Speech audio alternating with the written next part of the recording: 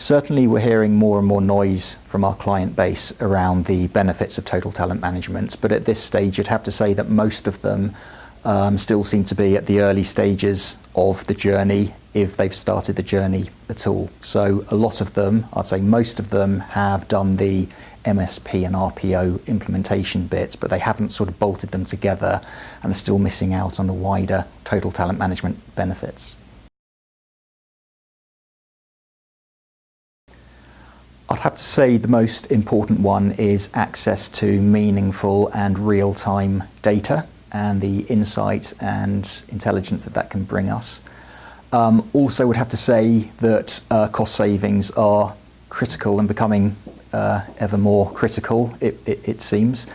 And then from a resourcing and operational aspect, most people would put access to the right skill sets at the right time would be top of their list, and I'd certainly agree with that.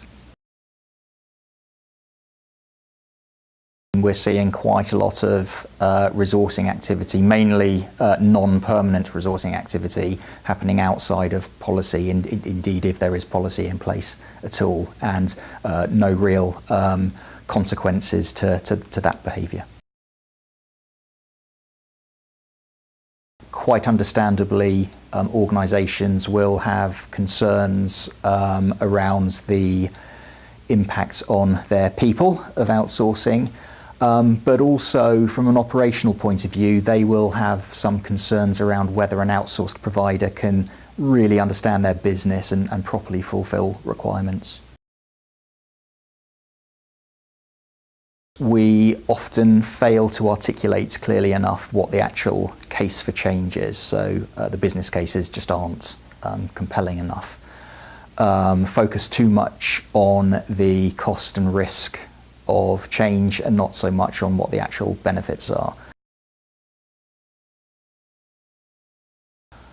I'd like to see, where practically possible, a new role introduced which I call a resourcing gatekeeper. So any type of resource coming into the business ought to be ideally approved by it and failing that, visible to somebody sitting centrally that can manage all of it.